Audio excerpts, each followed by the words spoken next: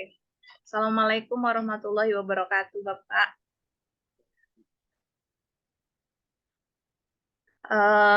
Suaranya belum terdengar, Pak?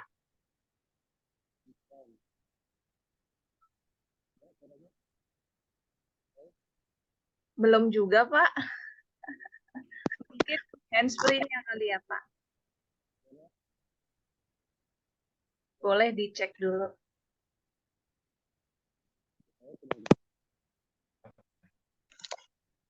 Bagaimana? Ada terdengar? Oke, sip. Sip, sudah. Tinggal pakai ini ya, tinggal pakai ini. Ya, boleh, Pak. Assalamualaikum warahmatullahi wabarakatuh.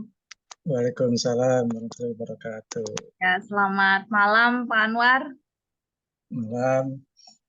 Ya, mohon maaf nih, Pak Anwar. Saya minta waktunya. Ya, Gimana? perkenalkan dulu, walaupun mungkin sudah familiar melihat wajah saya ya Pak, tapi alangkah lebih baik saya perkenalkan terlebih dahulu. Saya Ais Afidati Pak, saya di SMA Sejahtera. Selain membantu Pak Usep di bagian staf kehumasan, saya juga mengajar atau mengampu mata pelajaran biologi. Dan alhamdulillah untuk tahun ini saya terpanggil untuk mengikuti PPG dalam jabatan, Pak. Alhamdulillah ya. Alhamdulillah. Kemudian saya sudah mengikuti dari akhir Oktober, mengikuti perkuliahan PPG, serangkaian kegiatan sudah saya lakukan, dan di mana di sini, di titik ini saya harus melakukan wawancara beberapa narasumber, di antaranya adalah pakar pendidikan, kemudian ada pengawas, kepala sekolah, wakil kepala sekolah, kemudian guru serumpun, dan rekan sejawat, Pak. Nah, untuk itu saya pribadi meminta bantuan kepada Bapak karena memang ada beberapa hal yang ingin saya wawancarai terkait dengan identifikasi masalah yang sudah saya analisa dari SMA Sejahtera 1 itu sendiri. Terkait untuk identifikasi masalah, sebetulnya permasalahan-permasalahan di sekolah itu tentunya banyak ya Pak. Hanya saja mungkin saya tidak ambil semua, karena memang waktunya juga tidak memungkinkan untuk mengidentifikasi semua permasalahan yang ada di SMA Sejahtera. Baik. Jadi beberapa hal yang mungkin saya ingin sampaikan bahwa jenis-jenis permasalahan yang saya identifikasi itu dilihat dari aspek yang pertama adalah aspek pedagogik, literasi, dan numerasi.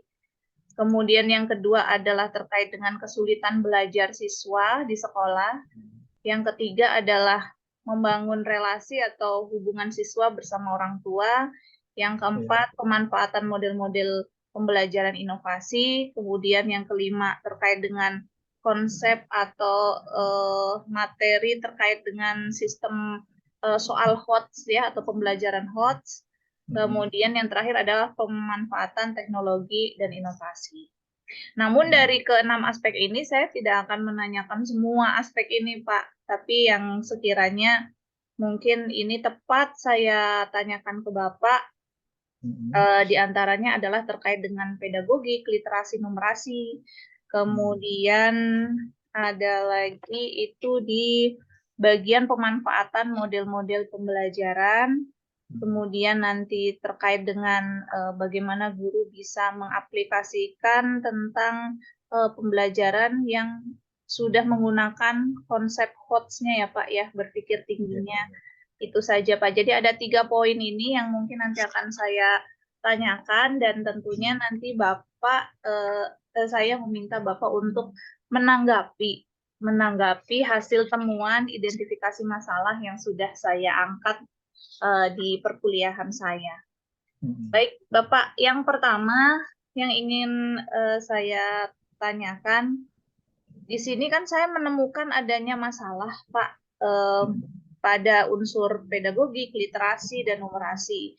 Dari unsur pedagogiknya itu sendiri kan hampir, mungkin ini tidak hanya di SMA Sejahtera saja, Pak. Jadi teman-teman dari sekolah lain pun hampir memiliki permasalahan yang sama terkait dengan motivasi belajar siswa yang rendah.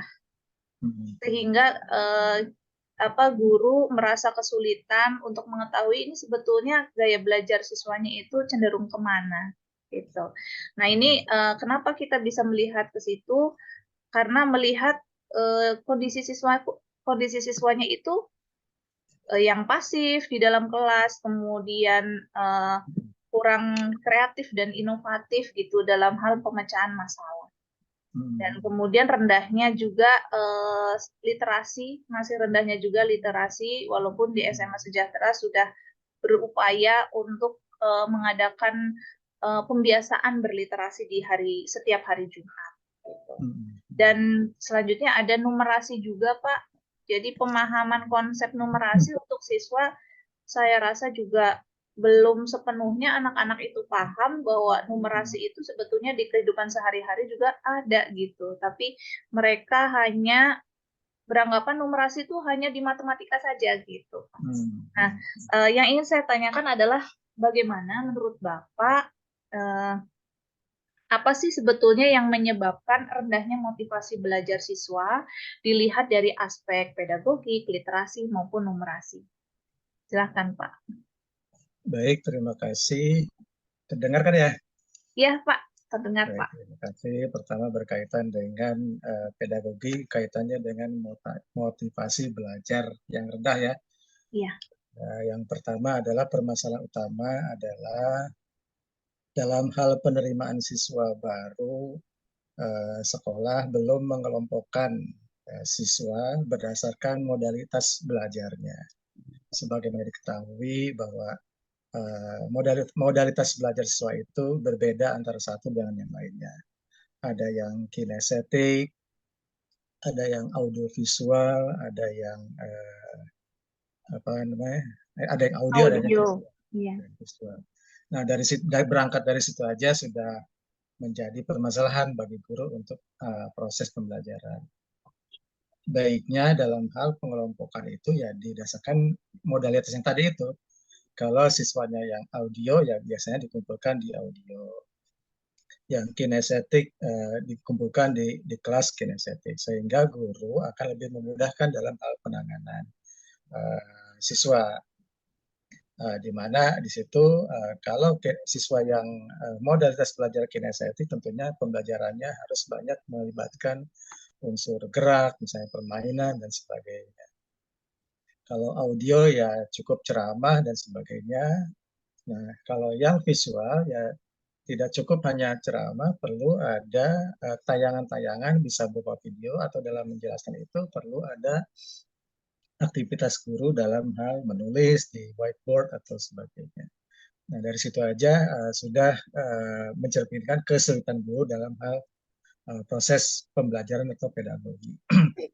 Yang keduanya adalah tentunya ya dari aspek guru sendiri.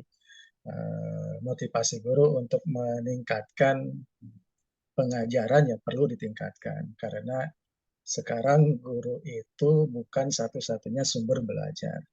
Jadi siswa bisa mencari sumber belajar dari yang lainnya, misalnya internet atau yang lainnya banyak sekali ya sekarang. Nah, masih banyak beranggapan adalah guru masih sumber belajar. Sementara siswa sudah melangkah lebih jauh. Itu dari segi guru dan juga dari dalam hal materi juga. Materi perlu dikemas sebaik mungkin ya sesuai dengan zamannya. Kalau masih ada guru hanya mencatat di papan tulis atau di whiteboard, itu sudah tertinggal jauh. Nah, itu baik dari siswa, dari guru maupun dari materinya. Nah, sekarang masalah literasi dan numerasi tentunya ini ada hal yang baru ya, hal yang baru bukan hal yang baru ditemukan dari dahulu juga sudah ada, cuma penekanannya sekarang lebih tinggi dalam hal literasi. Terbukti nanti dalam hal UTBK soal lebih banyak literasi, baik itu literasi bahasa maupun literasi bahasa Inggris. Nah, untuk meningkatkan kemampuan literasi dan numerasi tentunya harus banyak memberikan latihan-latihan kepada siswa berkaitan dengan soal HOTS tadi ya, High Order Thinking Skill. Nah, di lapangan guru cenderung menerjemahkan KD ini, kita masih bicara K13 ya. KD itu rata-rata masih sampai dengan tahap paling tinggi itu tahap level 4. Belum sampai level 6 kalau dilihat dari kognitif taksonomi Bloom gitu. Ya. Nah, di situ aja sudah bisa melihat bahwa dari aspek penerapan soal-soal HOT aja, akhirnya siswa juga tidak terbiasa terlatih dengan soal-soal yang berkaitan dengan literasi dan numerasi. Banyak beranggapan bahwa soal HOT itu adalah soal yang sulit. Sebenarnya tidak ya.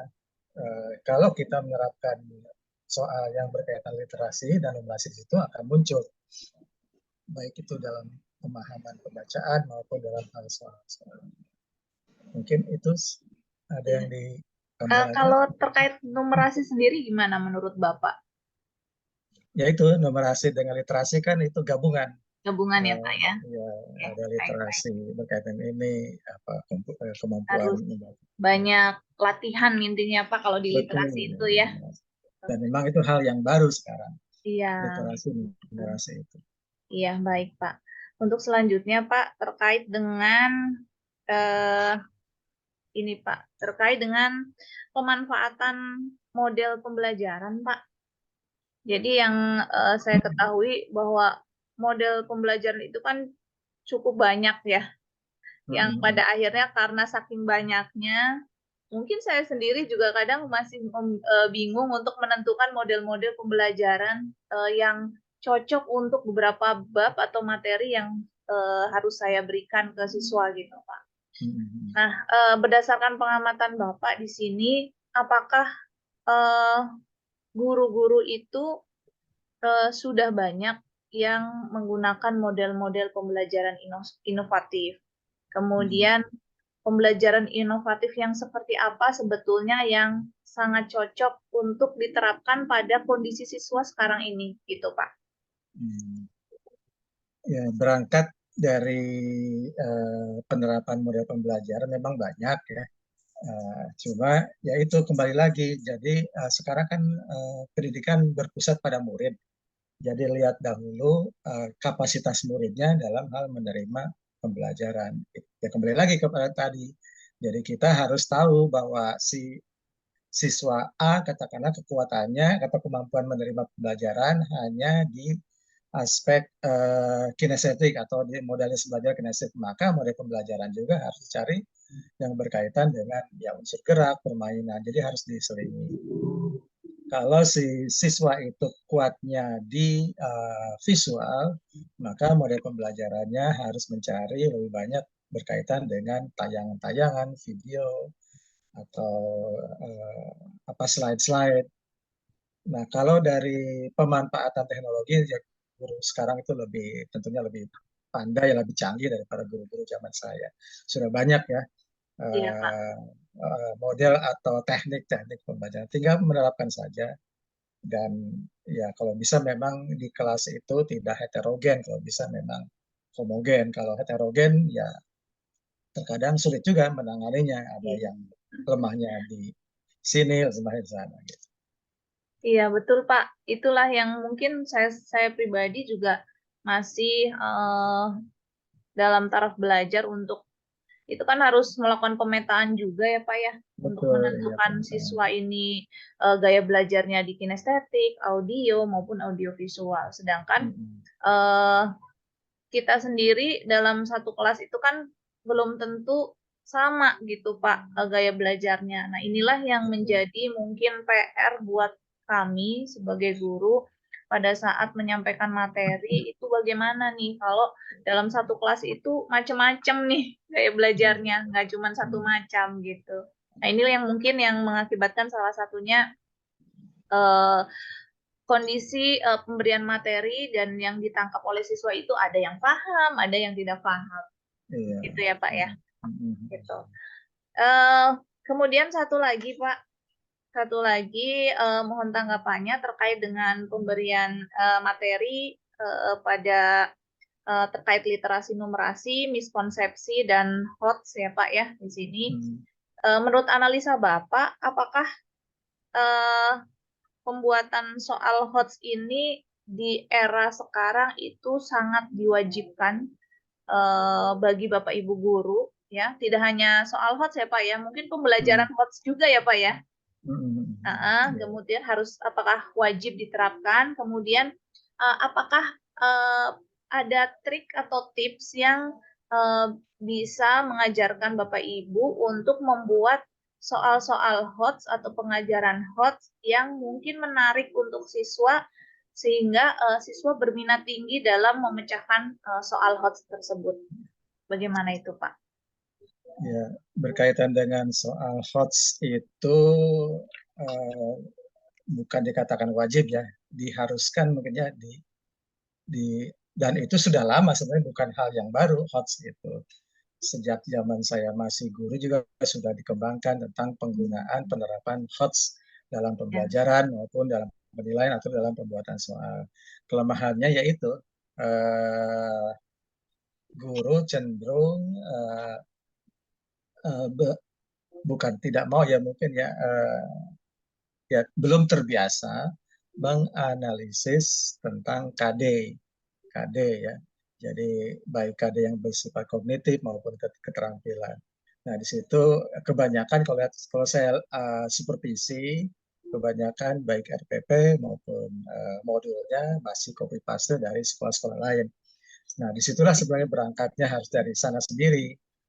Guru harus mulai terbiasa menganalisis kebutuhan sekolah di sekolahnya tempat mengajar dan memasukkan kepada pembelajaran yang berkaitan dengan HOTS dan penilaian berkaitan dengan HOTS. Nah, jadi kalau lihat dari itu, dari kelemahannya dalam hal persiapan pembelajaran, jadi belum terbiasa menyusun perangkat pembelajaran sendiri, masih melihat dari yang lain. Bahkan ada kecenderungan antara sekolah satu dengan sekolah lain dengan mata pelajaran yang sama rata-rata. Ya kalau saya lihat kan rata-rata diambil dari mana, dari MGMP ya, MGMP teman-teman. Nah, itu jadi Betul, aja berangkat situ gitu. Iya. Oke, baik Bapak. Ya cukup membuka jalan pikiran saya nih Pak.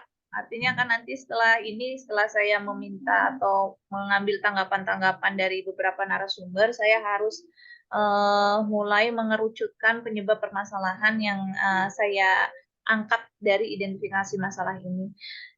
Yang terakhir Pak, dari apa yang sudah Bapak sampaikan tadi, menanggapi terkait permasalahan-permasalahan yang terjadi pada pedagogik, numerasi, literasi, kemudian pemanfaatan model pembelajaran yang kurang maksimal yang digunakan oleh guru, kemudian tadi satu lagi adalah terkait dengan soal HOTS. Apakah ada solusi-solusi yang bisa Bapak berikan untuk mengatasi masalah-masalah ini, Pak? Kalau solusi sudah disediakan oleh pemerintah ya, dengan adanya kurikulum Merdeka itu. Nah di sana itu ada namanya platform Merdeka Belajar ya. Jadi setiap guru diharapkan sudah punya akun Belajar ID, di sana sudah banyak sebenarnya contoh-contoh model-model pembelajaran yang bisa diterapkan di sekolah. Nah, solusinya harus ya banyak belajar, harus banyak mencari info-info terbaru. Iya. Dan pemerintah sudah menyediakan sebenarnya dengan adanya akun Belajar ID. Selain bisa belajar juga guru bisa menyumbangkan mungkin ide-idenya di platform Merdeka Belajar itu. Nah, kalau dari akun Belajar ID juga masih banyak guru yang belum memiliki, bahkan belum menginstal ya aplikasi Merdeka Belajar ini. Iya, kalau saya sendiri, kalau untuk platform Merdeka Belajar sudah saya upload Pak, sudah pernah saya intip-intip gitu Pak, mungkin tinggal mengoptimalkan saja penggunaannya gitu. Ya, mengoptimalkan, selain juga bisa berbagi, di sana kan ada fitur bisa berbagi, nanti ada tanggapan dari teman-teman yang lain. Oke, baik Bapak. Itu saja Pak yang ingin saya sampaikan untuk meminta pendapat-pendapat atau tanggapan sekaligus solusi dari permasalahan-permasalahan yang saya angkat di identifikasi masalah dari tugas PPG dalam jabatan yang sedang saya jalani Pak. Terima kasih Bapak atas waktunya. Mohon maaf menyita waktu istirahat Bapak. Mudah-mudahan berkenan ya Pak ya, jangan kapok. Mudah-mudahan berhasil juga ya PPG-nya. Iya, Bapak, saya sekali lagi mengucapkan terima kasih atas kesempatan ini bisa memberikan ruang untuk saya berdiskusi dengan Bapak walaupun tidak lama. Kemudian juga mohon maaf apabila memang waktu Bapak agak sedikit terganggu istirahatnya karena dengan kondisi yang sekarang memang saya membutuhkan masukan-masukan dari Bapak. Gitu. Mohon doanya Pak, mudah-mudahan ini saya insya Allah pelaksanaan PPG saya itu berakhir di bulan Februari Pak. Jadi untuk saat ini saya memang belum mulai aktif mengajar di Sejahtera karena memang harus fokus di PPG sehingga saya yang biasa masuk di kelas tersebut sudah ada guru infal, alhamdulillah. Dan atas izin Bapak Kepala Sekolah juga diminta saya untuk fokus mengikuti kegiatan ini. Mudah-mudahan sampai Februari dilancarkan ya Pak semuanya hingga selesai ujian Pak dan tentunya bisa lulus.